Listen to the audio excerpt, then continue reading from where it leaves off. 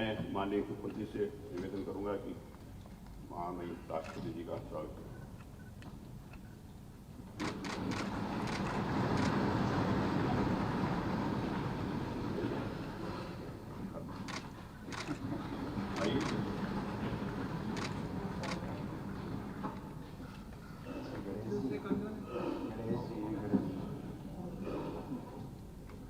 लीजिए आप हाथ लगा लीजिए।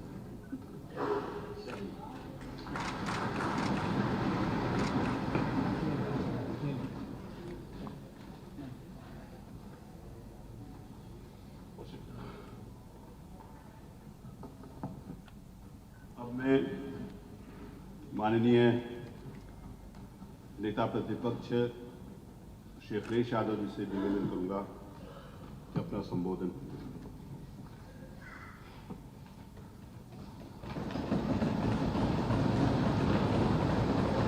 भारत के माननीय आदरणीय राष्ट्रपति श्री राम कोविंद जी, उत्तर प्रदेश के माननीय राज्यपाल जी, माननीय मुख्यमंत्री जी, माननीय सभापति जी, उत्तर प्रदेश विधान परिषद, माननीय अध्यक्ष उत्तर प्रदेश विधानसभा आदरणीय श्री सतीश महाना जी, उत्तर प्रदेश विधानमंडल के माननीय सदस्य, पत्रकार एवं मीडिया साथी, आप सभी का इस ऐतिहासिक अवसर पर हार्दिक अभिनंदन और स्वागत करता हूं। सर्वप्रथम मैं इस गौरवशाली विधानमंडल में भारत गणराज्य के राष्ट्रपति, भारतीय गणराज्य के संरक्षक आदरणीय श्री राम कोविंद जी का इस विधानमंडल के सदस्यों द्वारा हार्दिक अभिनंदन और स्वागत करता हूं एवं आभार व्यक्त करता हूं कि आपने इस कार्यक्रम के लिए अपना बहुमूल्य समय निकाला है। उत्तर प्रदेश प्राचीन काल से भारतीय राजनीति एवं शासन सत्ता का केंद्र बिंदु रहा है। भारतीय स्वतंत्रता आंदोलन में उत्तर प्रदेश का एक महत्वपूर्ण योगदान एवं अग्रणी भूमिका रही है। सन 1857 के प्रथम स्वतंत्रता संग्राम की शुरुआत उत्तर प्रदेश से ही हुई थी। उत्तर प्रदेश की माटी ने चंद्रशेखर आज़ाद, अशफाक उल्लाह खां, राम प्रसाद बिस्मिल, ठाकुर रोशन सिंह तथा राजेंद्र लहरी जैसे अनेक महान सपूतों को जन्म दिया, जिन्होंने स्वतंत्रता आंदोलन में बढ़ चढ़कर भाग लिया और अपने प्राण न्यौछावर कर दिए।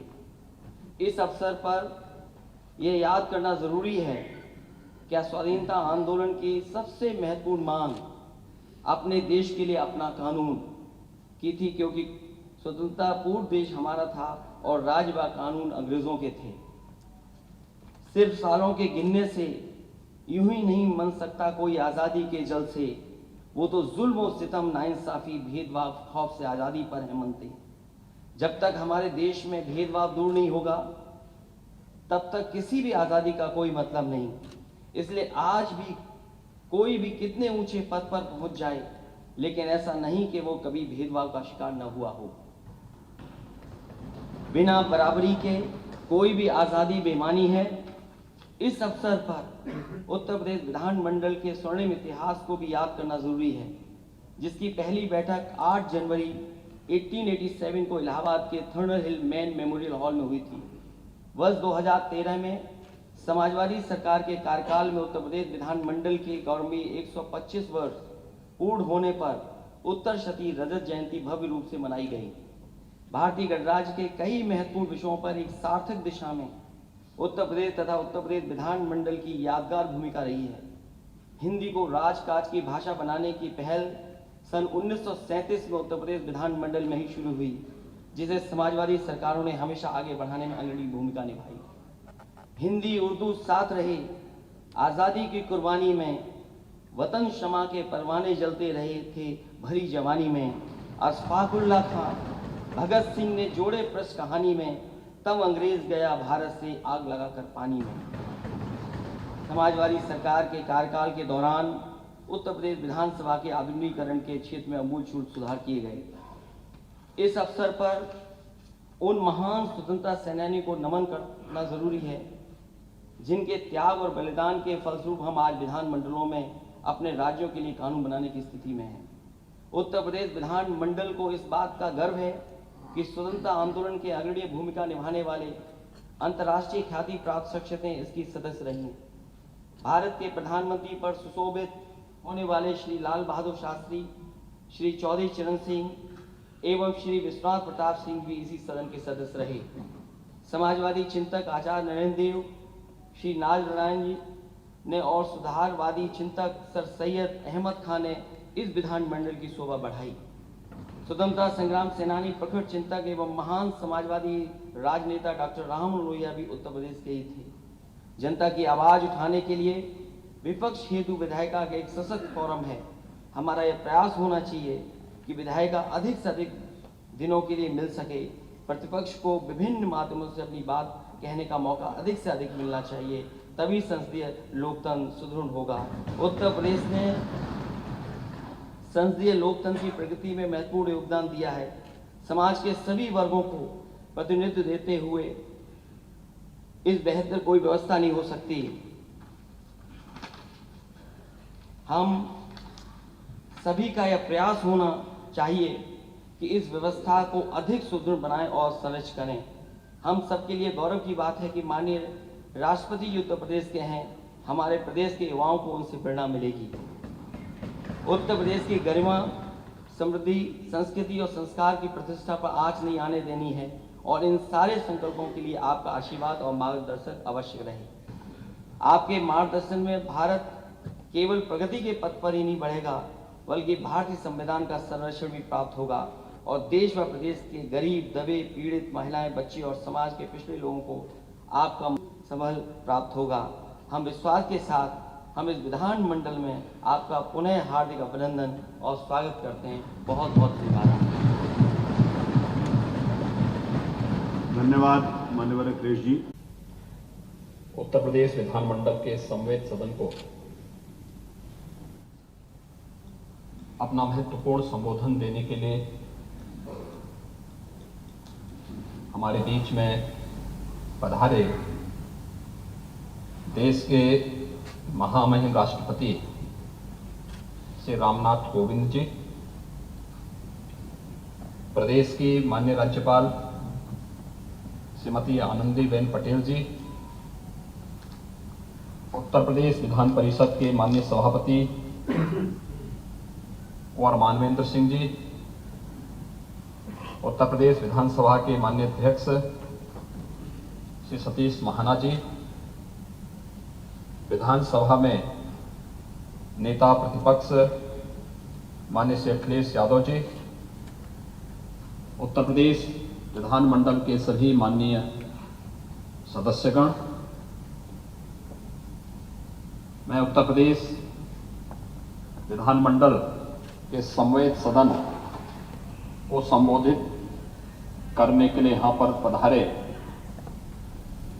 देश के महामहिम राष्ट्रपति जी का संवेद सदन की ओर से और उत्तर प्रदेश की जनता की ओर से हृदय से स्वागत करता हूं, अभिनंदन करता हूं।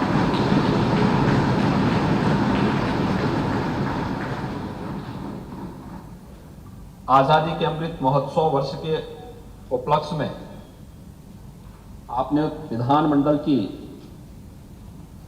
संवेद सदन को संबोधित करने के आमंत्रण को सहर्ष स्वीकार किया।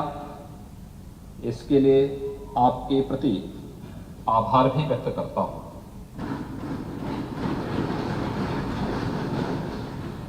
माननीय महोदय, आपकी गरिमामयी उपस्थिति हम सभी के लिए एक नई प्रेरणा है। यह हमारे लिए सौभाग्य का विषय है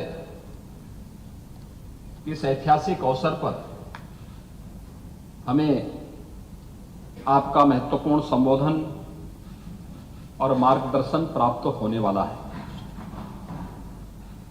उत्तर प्रदेश वासियों के लिए यह गौरव का विषय है कि महामहिम राष्ट्रपति जी उत्तर प्रदेश के जनपद कानपुर देहात के परोग गांव में जन्मे। एक साधारण परिवार में जन्म लेना कि स्कूली शिक्षा और उच्च शिक्षा कानपुर नगर में लेने के पश्चात आपने कानपुर विश्वविद्यालय से कानून की डिग्री भी प्राप्त की। यह भारत के लोकतंत्र की ताकत है। एक सामान्य गांव और एक सामान्य परिवार में जन्म लेने के बाद भारत के सर्वोच्च संवैधानिक पद पर देश के गौरव और गरिमा को बढ़ाना, ये पूरे देश और पूरे उत्तर प्रदेश के लिए गौरव की बात है। वर्ष 1977 से 1979 तक आप दिल्ली उच्च न्यायालय में भारत सरकार के अधिवक्ता रहे। वर्ष 1969 में उच्चतम न्यायालय में एडवोकेट ऑन रिकॉर्ड बने और वर्ष 1980 से 93 तक उच्चतम न्यायालय में भारत सरकार के स्थायी अधिवक्ता के रूप में भी आपने अपनी अमूल्य सेवाएं दी। सन 1994 में उत्तर प्रदेश से देश के उच्च सदन यानी राज्यसभा के सदस्य के रूप में आपका निर्वाचन हुआ। वर्ष 2000 में आप पुनः उत्तर प्रदेश से ही राज्यसभा के लिए निर्वाचित हुए। राज्यसभा की अनेक महत्वपूर्ण समितियों के सदस्य के साथ ही राज्यसभा की हाउस कमेटी के सभापति के रूप में भी आपने अपनी अमूल्य सेवाएं दी। भारतीय शिष्टमंडल के सदस्य के रूप में 22 अक्टूबर 2003 को आपने संयुक्त राष्ट्र आम सभा को भी अपना महत्वपूर्ण संबोधन दिया। 8 अगस्त 2015 को आप बिहार के राज्यपाल के पद पर आसीन हुए। कुलाधिपति के रूप में आपने राज्य विश्वविद्यालयों के कामकाज के अनेक सुधार लागू किए तथा आधुनिक प्रौद्योगिकी का प्रयोग भी प्रारंभ किया। राज्यपाल के रूप में आपकी स्वच्छ छवि, कार्यकुशलता और उल्लेखनीय उपलब्धियों ने राष्ट्रपति पद के लिए प्रबल और सर्वोत्तम विकल्प के रूप में आपको प्रस्तुत किया और आप 2017 में देश के 14वें राष्ट्रपति के रूप में निर्वाचित हुए।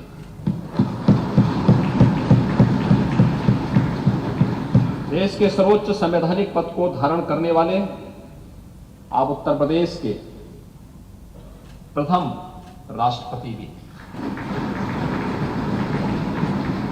भारत के प्रथम नागरिक के रूप में आपने भारत की ओर से शांति, प्रगति और भाईचारे का संदेश संपूर्ण विश्व को दिया। राष्ट्रपति के रूप में आपको Madagascar, Equatorial Guinea, Eswatini, Croatia, Bolivia और गिनी गणराज्य द्वारा वहां का सर्वोच्च राजकीय सम्मान भी प्रदान किया गया है। आदरणीय प्रधानमंत्री श्री नरेंद्र मोदी जी के यशस्वी नेतृत्व में सेवा, सुशासन और गरीब कल्याण के प्रति समर्पित 8 वर्ष पूर्ण हो रहे हैं। इन 8 वर्षों के दौरान देशवासियों के आत्मविश्वास में बढ़ोतरी हुई है। प्रत्येक क्षेत्र में बुनियादी सुविधाएं बढ़ी हैं। जरूरतमंदों तक बिना भेदभाव विकास और कल्याणकारी योजनाओं का लाभ पहुंचा है। अब भारत को एक नई वैश्विक प्रतिष्ठा भी प्राप्त हुई है। स्वाधीन भारत के इतिहास में पिछले 8 वर्षों का यह कार्यकाल बेमिसाल साबित हुआ है। आजाद भारत की 75वीं वर्षगांठ स्वतंत्रता के गौरवशाली इतिहास के पुनरावलोकन का एक अवसर भी है। जिसे पूरा देश आजादी के अमृत महोत्सव के रूप में मना रहा है। उत्तर प्रदेश को यह गौरव प्राप्त है तो इसकी धरती से ही सन 1857 में देश का प्रथम स्वतंत्र समर की शुरुआत हुई थी। इतिहास के पन्नों में आजादी के ऐसे भी नायक हैं जिन्हें हो सकता है उचित स्थान न प्राप्त हुआ हो, परंतु उनके योगदान को कभी विस्मृत नहीं किया जा सकता। माननीय प्रधानमंत्री जी ने देश को अमृत महोत्सव के 5 सूत्र दिए। ये सूत्र हैं आजादी की ऊर्जा का महोत्सव, यानी अमृत महोत्सव का मतलब आजादी की ऊर्जा का महोत्सव, स्वाधीनता सेनानियों से प्रेरणा का महोत्सव, नए विचारों का महोत्सव, नए संकल्पों का महोत्सव, आत्मनिर्भरता को प्राप्त करने का महोत्सव। ये 5 सूत्र आजादी की लड़ाई के साथ साथ आजाद भारत के सपनों और कर्तव्यों को देश के सामने रखकर आगे बढ़ने की प्रेरणा देंगे। आजादी का अमृत महोत्सव हमें आत्मावलोकन का अवसर दे रहा है। 2047 का भारत कैसा होगा, इसके लिए माननीय प्रधानमंत्री जी ने आगामी 25 वर्ष के कालखंड को अमृत काल निर्धारित करते हुए नवीन संकल्प के साथ नए लक्ष्यों को प्राप्त करने के लिए पूरे देश के नागरिकों को परिश्रम करने के लिए आह्वान किया है। इस अवसर पर याद करना आवश्यक होगा कि आजादी के इस आंदोलन की सबसे महत्वपूर्ण मांग अपने देश के लिए अपने कानून की थी। देश हमारा, लेकिन शासन अंग्रेजों का, इसलिए कानून भी उन्हीं का था। लंबे संघर्ष के बाद हमें अपना कानून बनाने का अधिकार मिलने की शुरुआत हुई। यद्यपि हमें कानून बनाने का पूरा अधिकार नहीं मिला था, केवल शुरुआत हुई थी। इसके दृष्टिगत राज्य स्तर पर विधानमंडल की स्थापना का मार्ग प्रशस्त हुआ और 5 जनवरी 1887 को विधान परिषद का गठन किया गया। उस समय उत्तर प्रदेश का उत्तर पश्चिमी प्रांत और अवध प्रांत के नाम से उत्तर प्रदेश को जाना जाता था। स्थापना के समय विधान परिषद का कोई निश्चित स्थान नहीं था। परिषद की प्रथम बैठक प्रयागराज में, एक बरेली में और एक मालवी सभागार जो तत्कालीन बेनेट हॉल लखनऊ विश्वविद्यालय में भी हुई थी। विधान परिषद की बैठकें प्रयागराज या लखनऊ के राजभवन में होती रही। कालांतर में लखनऊ में परिषद भवन निर्मित किया गया। यह भवन अब हमारा विधान भवन कहलाता है। वर्ष 1928 में यह भवन विधान परिषद का स्थायी स्थान बन गया।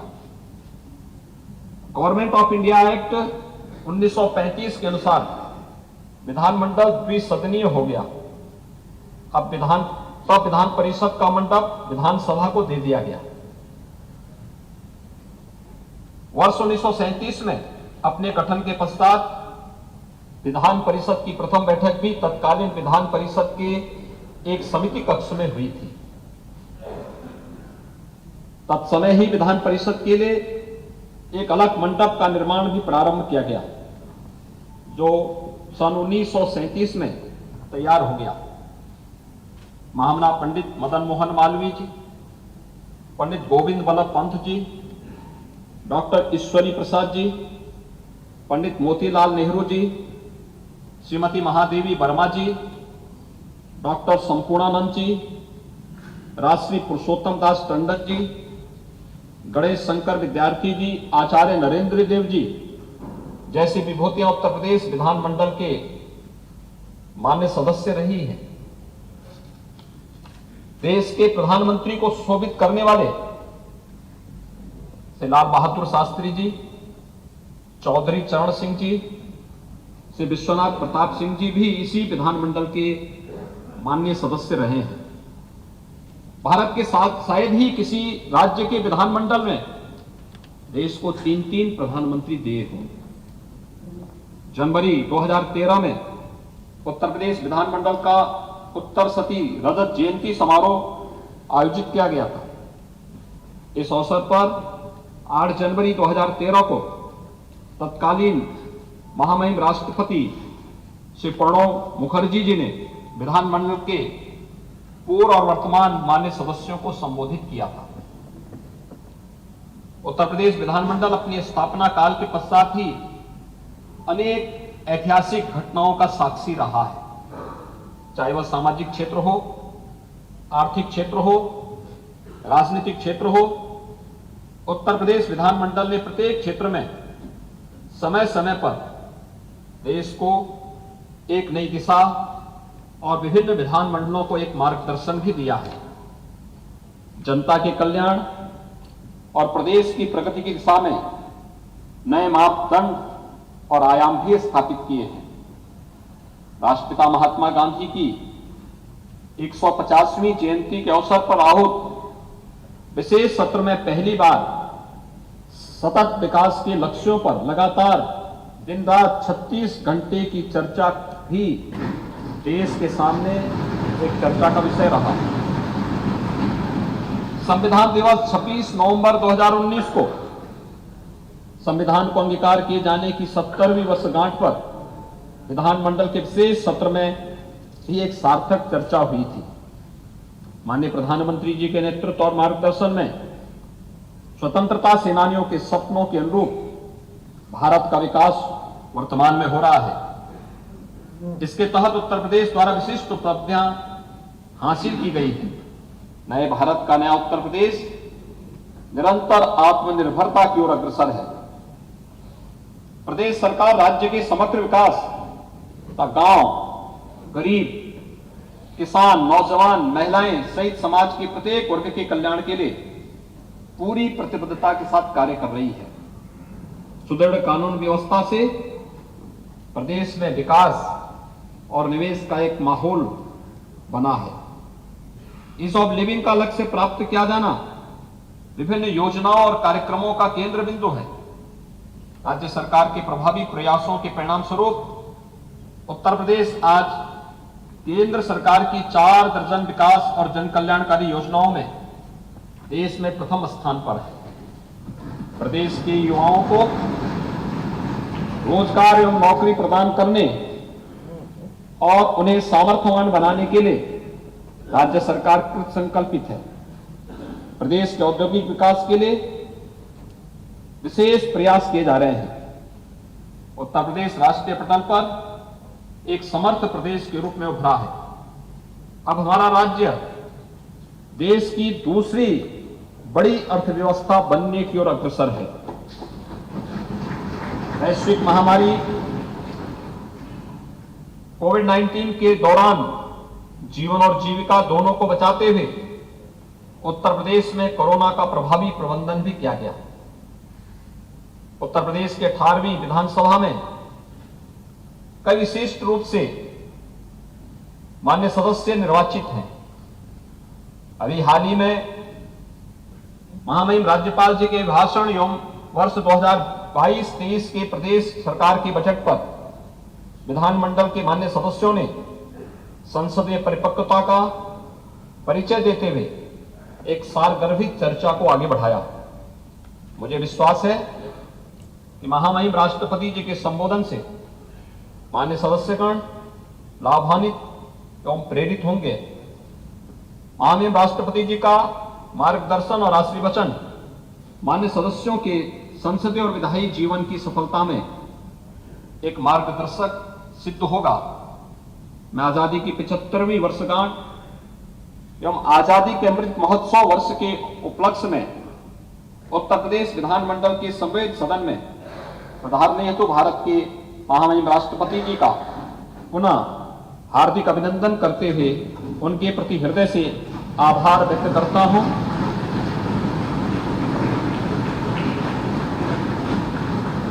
इस अवसर पर उपस्थित प्रदेश की महामहिम राज्यपाल जी, विधान परिषद के माननीय सभापति जी, विधानसभा के माननीय अध्यक्ष जी, विधानसभा में माननीय नेता प्रतिपक्ष तथा आप सभी मान्य सदस्यों को भी इस ऐतिहासिक अवसर का साक्षी बनने के लिए हृदय से धन्यवाद देता हूं। जय हिंद। धन्यवाद माननीय मुख्यमंत्री जी। अब मैं विनम्रता पूर्वक महामहिम राज्यपाल महोदया जी से निवेदन करता हूं कि हम सब लोगों को मार्गदर्शन देने की कृपा करें।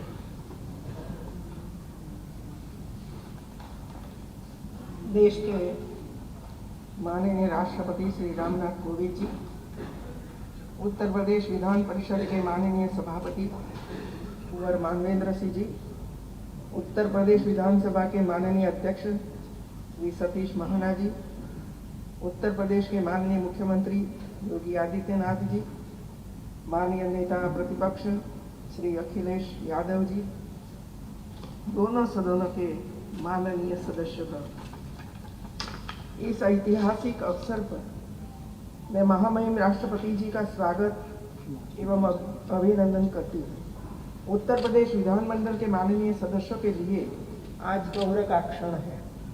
महामहिम राष्ट्रपति की गरिमामयी उपस्थिति एवं उनका संबोधन माननीय सदस्यों के लिए प्रेरक और मार्गदर्शक है। इस पुनीत अवसर पर देश के स्वाधीनता संग्राम में अपने आप को आहूत करने वाले तथा देश के नेतृत्व देने वाली सभी महान विभूतियों के चरणों में आदरपूर्वक नमन करती हूँ, उन्हें कोटि कोटि वंदन करती हूँ।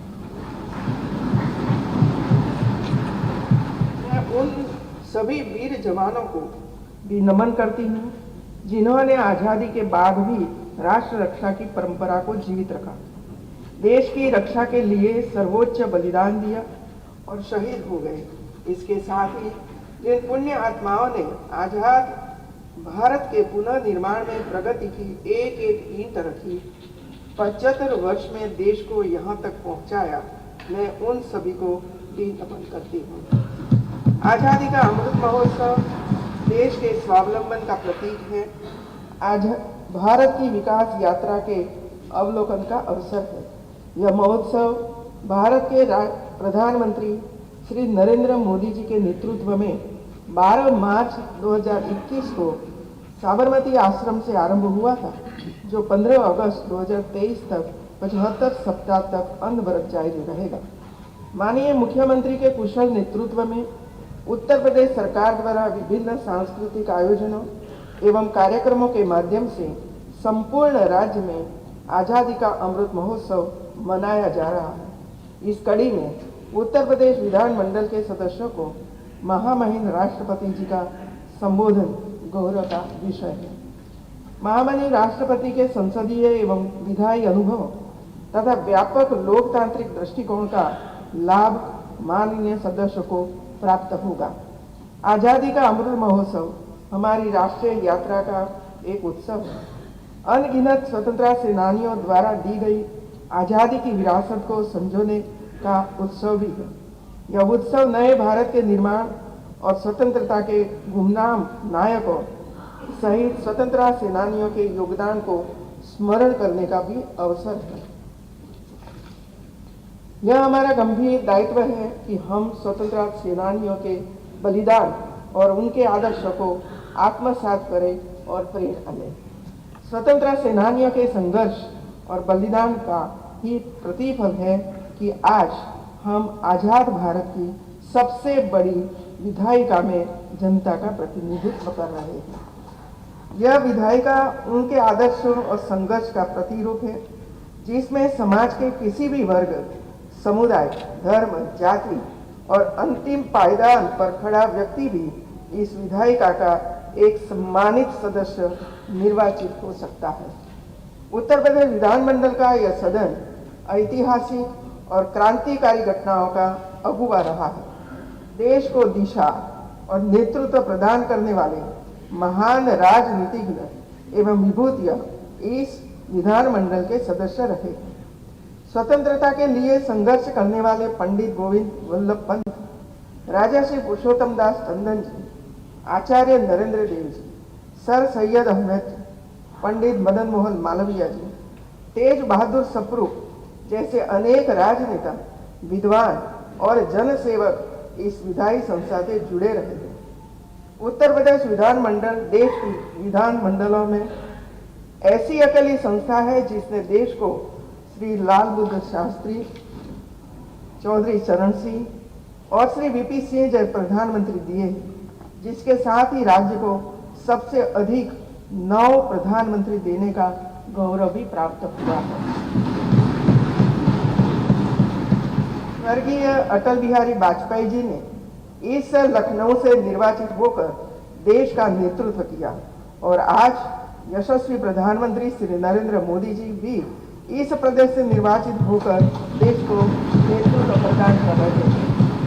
देश को नेतृत्व प्रदान करने वाले राज्य के ऐतिहासिक विधानमंडल का सदस्य होना आपके लिए गौरव की बात है। एक जनप्रतिनिधि के रूप में माननीय सदस्यों की भूमिका में निरंतर वृद्धि एवं परिवर्तन हो रहे हैं। सदन एवं संसदीय क्षेत्र में कर्तव्यों एवं दायित्व का विस्तार हो रहा है। ऐसे में संसदीय ज्ञान और कार्य कौशल में विशेषता माननीय सदस्य गणों को अपने दायित्व निर्वहन में सरलता और सहजता प्रदान करती है। अतः माननीय सदस्य गणों को अपनी कार्यशैली एवं विशेष रूप से सदन एवं सदन के बाहर आचरण का अवलोकन करना होगा। सदन की कार्यवाही सुचारू एवं निर्बाध रूप से संचालित हो सके, राज्यपाल अभिभाषण जैसे संवैधानिक कार्य पर संसदीय आचरण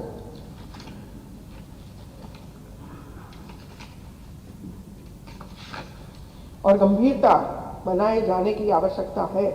तभी लोकतांत्रिक प्रक्रिया सफल होगी और लोकतंत्र मजबूत होगा।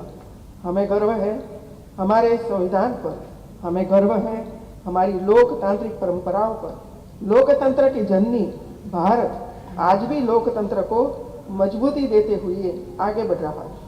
ज्ञान विज्ञान से समृद्ध भारत आज मंगल से लेकर चंद्रमा तक अपनी छाप छोड़ रहा है। आज दुनिया के हर मंच पर भारत की क्षमता और भारत की प्रतिभा की गूंज है। आज हमारा देश अभाव के अंधकार से बाहर निकलकर 130 करोड़ से अधिक भारतवासियों की आकांक्षाओं की पूर्ति के लिए आगे बढ़ रहा है। विधानमंडल के समवेत इस उपवेशन में महामहिम राष्ट्रपति का संबोधन और उनका मार्गदर्शन निश्चित रूप से आपको जनप्रतिनिधि की आदर्श भूमिका के निर्वहन में उपयोगी सिद्ध होगा। मुझे विश्वास है कि यह अवसर उत्तर प्रदेश विधानमंडल के संसदीय इतिहास में दीर्घकालीन प्रभाव छोड़ेगा। अंत में मैं विधानमंडल के समवेत इस उपवेशन में महामहिम राष्ट्रपति जी का पुनः अभिनंदन करती हूँ तथा उत्तर प्रदेश के माननीय मुख्यमंत्री जी को इस ऐतिहासिक आयोजन के लिए आभार प्रकट करती हूँ। इस अवसर पर उपस्थित विधान परिषद के माननीय सभापति कुंवर मानवेंद्र सिंह जी, विधानसभा के अध्यक्ष श्री सतीश महाना जी, विधानसभा में माननीय नेता प्रतिपक्ष श्री अखिलेश यादव जी एवं विधानमंडल के माननीय सदस्यों का धन्यवाद करती हूँ। जय। धन्यवाद माननीय राज्यपाल महोदय। अब मैं स्वभाव के सरल, सौम्य, राष्ट्र हेतु समर्पित, संस्कृति के रूप संस्कारित, राष्ट्रवाद की भावना से ओतप्रोत, भारत को विश्व पटल पर के गौरव को आगे बढ़ाने वाले परम आदरणीय श्रद्धेय श्री राष्ट्रपति जी से विनम्रता पूर्वक निवेदन करता हूं कि हम सबका मार्गदर्शन करें।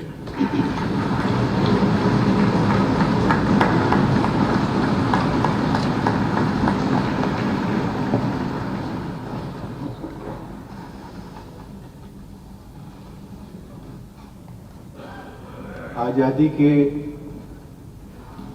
अमृत महोत्सव के अवसर पर आयोजित उत्तर प्रदेश विधानमंडल के विशेष अधिवेशन में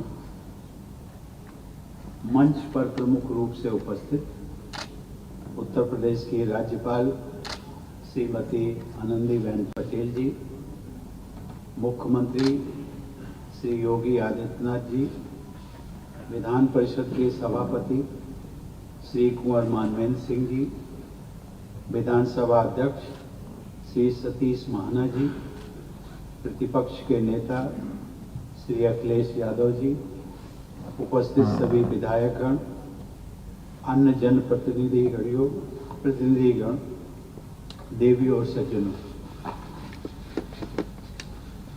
विश्व के सबसे विशाल लोकतंत्र के सबसे बड़े राज्य के विधानमंडल के सदस्यों को इस महत्वपूर्ण सत्र में संबोधित करते हुए मुझे विशेष प्रसन्नता का अनुभव हो रहा है।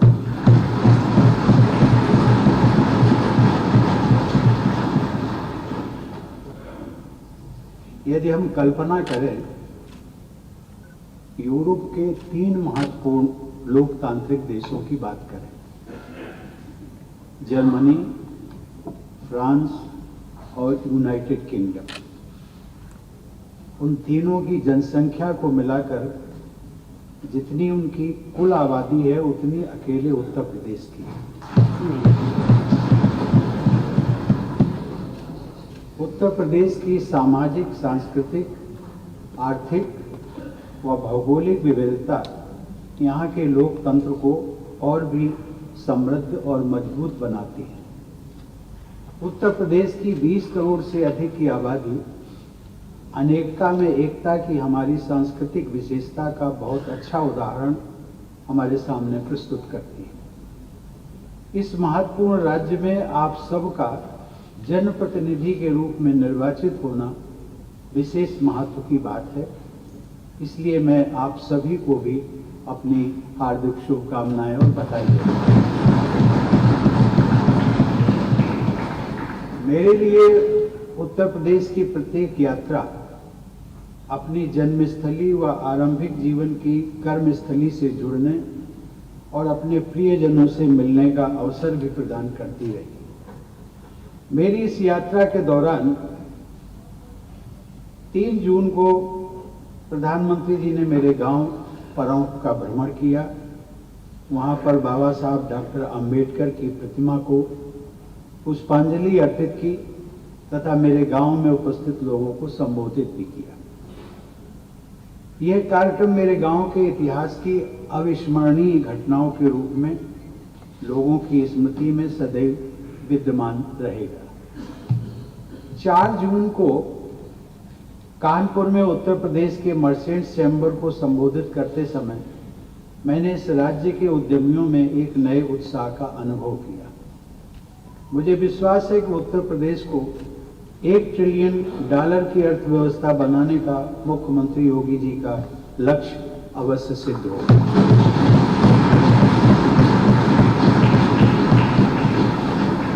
इस यात्रा के दौरान गोरखपुर भी गया।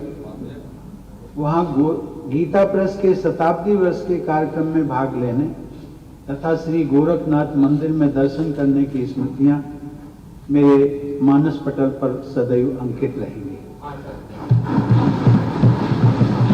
कल मुझे संत कबीर नगर में मगहर स्थित कबीर चौड़ा धाम जाने का सौभाग्य भी मिला। वहां जाना मेरे लिए तीर्थ यात्रा जैसा महत्व रखता है। संत कबीर अकादमी में भविष्य में होने वाले अध्ययन व शोध कार्य उत्तर प्रदेश की आध्यात्मिक, सामाजिक व शैक्षिक विरासत को और मजबूत बनाएंगे।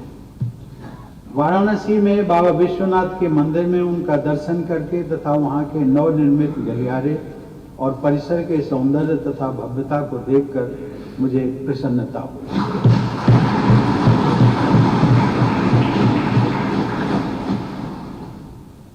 अब उस परिसर में जाने पर यह एहसास होता है कि महात्मा गांधी ने सन 1916 में काशी विश्वनाथ मंदिर की अपनी यात्रा के संदर्भ में जो कहा था कि वहां की सकरी व गंदी गलियों तथा व्यवस्था के विषय में जो असंतोष व्यक्त किया था उसे प्रधानमंत्री जी व मुख्यमंत्री जी ने दूर कर दिया है।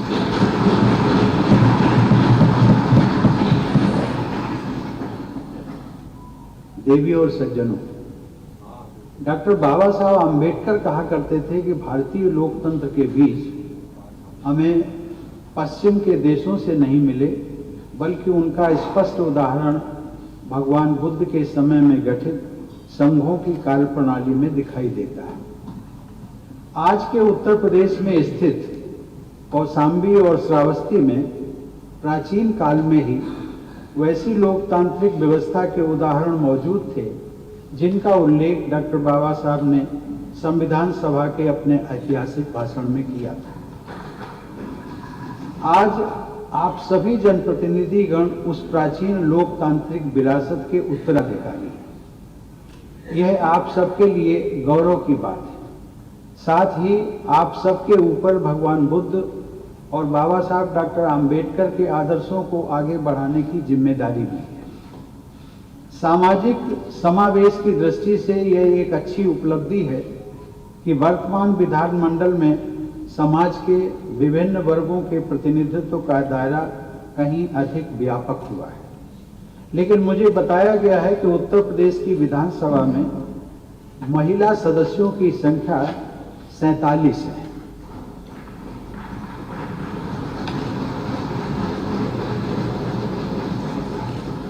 लेकिन इतनी संख्या से संतोष नहीं करना चाहिए।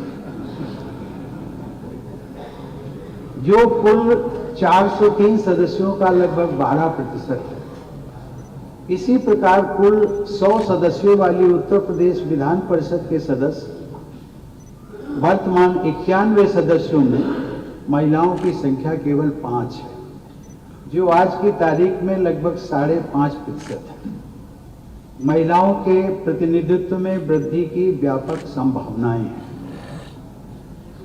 ये आप सब पर निर्भर करता है कि इस संभावनाओं को हम कैसे तलाशें और कैसे सुधारें।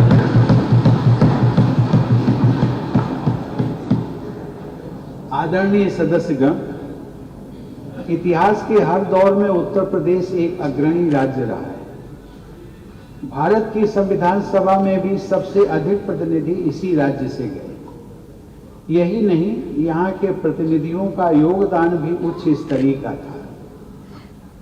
उन प्रतिनिधियों में पुरुषोत्तम दास टंडन, जवाहरलाल नेहरू, गोविंद वल्लभ पंत, हृदयनाथ कुंजरू, बीवी केसकर, पदमपत सिंघानिया, जॉन मथाई, हसरत मोहानी, श्रीमती कमला चौधरी, आचार्य जेवी कृपलानी, महावीर त्यागी, श्रीमती पूर्णिमा बनर्जी तथा रफ़ी अहमद किदवई जैसी अनेक प्रतिभाएं शामिल थीं, जिनमें कुछ के ही नामों का उल्लेख मैंने किया है। उत्तर प्रदेश विधानमंडल के जिन गलियारों में आप सभी जनप्रतिनिधिगण का आना जाना होता है, वहीं आप सबके यशस्वी पूर्ववर्ती आते जाते थे। आपके उन पूर्ववर्ती जनप्रतिनिधियों में आज़ादी के पहले वर्ष 1937 तथा 1946 में गठित दोनों विधानसभाओं के अध्यक्ष राजर्षि पुरुषोत्तम दास टंडन से लेकर गोविंद वल्लभ पंत, डॉक्टर संपूर्णानंद, सुचेता कृपलानी, चंद्रभानु गुप्त, चौधरी चरण सिंह, कमलापति त्रिपाठी, हेमवती नंदन बहुगुणा, नारायण दत्त तिवारी, विश्वनाथ प्रताप सिंह तथा कल्याण सिंह जैसी दिवंगत विभूतियां शामिल हैं। इस क्रम में मुलायम सिंह यादव जी और बहन मायावती जी की भूमिकाएं भी उल्लेखनीय हैं, जिन्होंने वर्षों तक इस राज्य को कुशल नेतृत्व प्रदान किया तथा जिनका राज्य के विकास में महत्वपूर्ण योगदान रहा है। राष्ट्रव्यापी राजनीति के संदर्भ में उत्तर प्रदेश के लिए इससे बढ़कर गर्व की बात क्या हो सकती है कि इस राज्य से लोकसभा के लिए निर्वाचित सांसदों में से 9 प्रधानमंत्रियों ने अब तक देश को नेतृत्व प्रदान किया। जवाहरलाल नेहरू के रूप में देश को पहला प्रधानमंत्री तथा इंदिरा गांधी के रूप में प्रथम महिला प्रधानमंत्री देने का गौरव भी उत्तर प्रदेश को ही जाता है।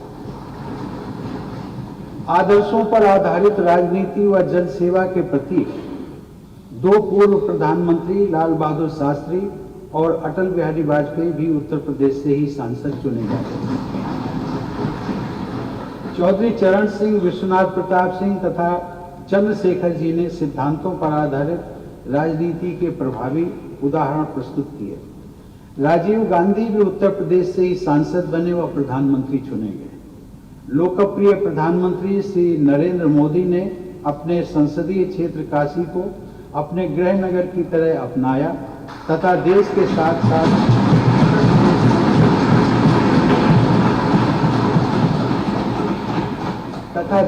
साथ साथ उत्तर प्रदेश के चौमुखी विकास को नए आयाम प्रदान किए। अपनी विचारधाराओं तथा नैतिक आदर्शों से उत्तर प्रदेश ही नहीं बल्कि पूरे देश की राजनीतिक व सामाजिक सोच पर अपनी अमिट छाप छोड़ने वाले डॉक्टर राम मनोहर लोहिया और पंडित दीनदयाल उपाध्याय उत्तर प्रदेश की ऐसी विभूतियां रहे हैं जिनके जीवन चरित्र से प्रत्येक जनप्रतिनिधि को बहुत कुछ सीखना।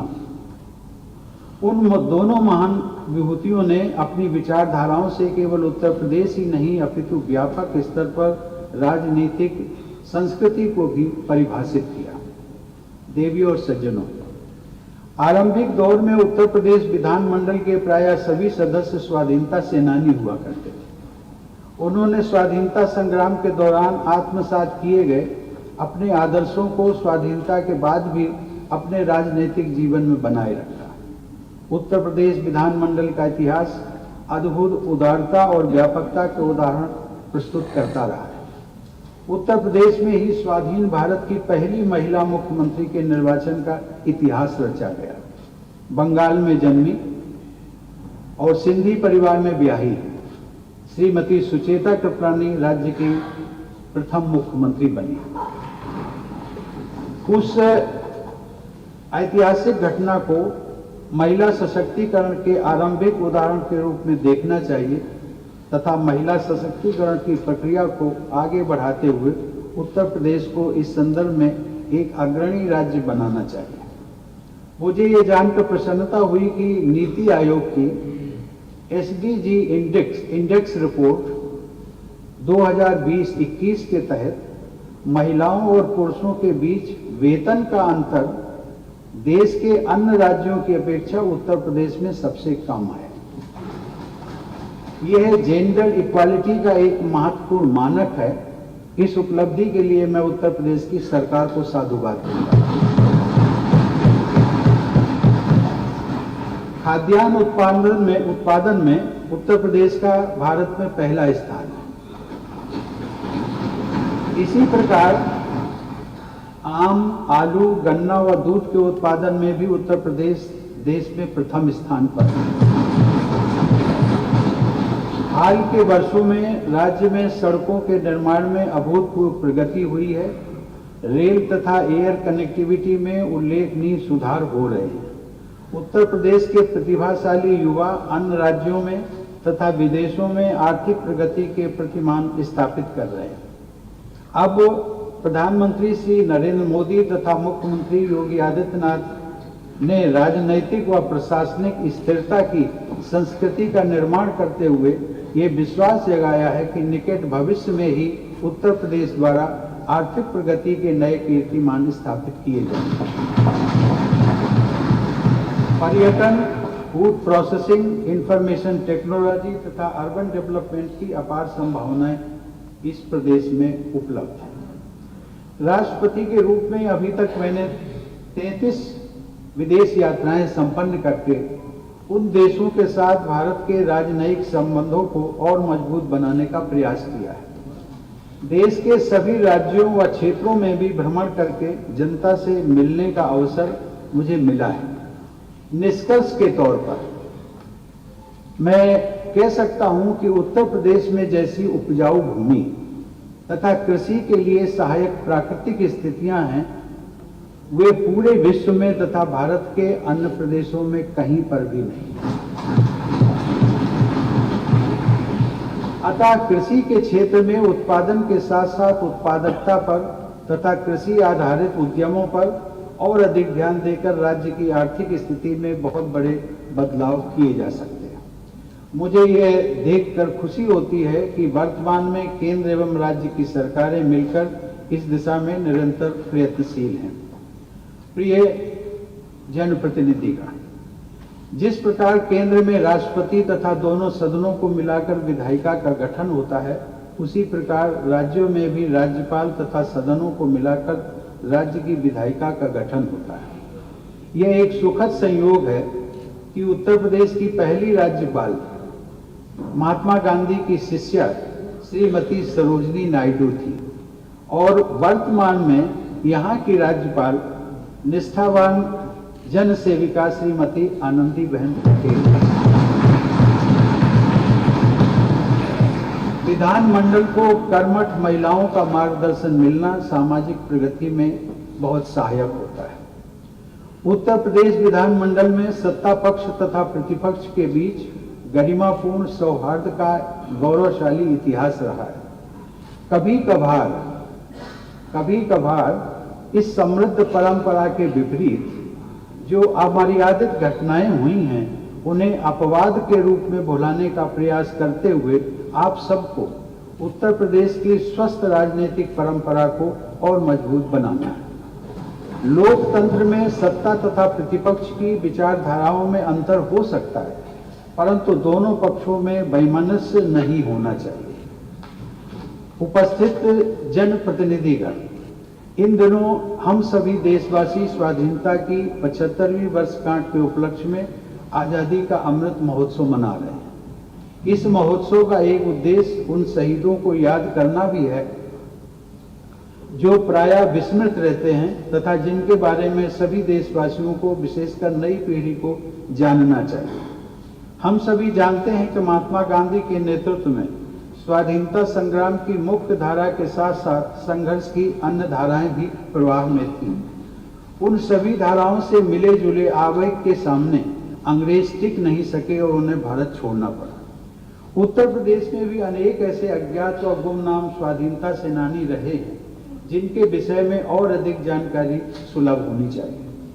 विख्यात सेनानियों के विषय में भी और अधिक जानकारी का प्रसार होने से नई पीढ़ी में जागरूकता बढ़ेगी।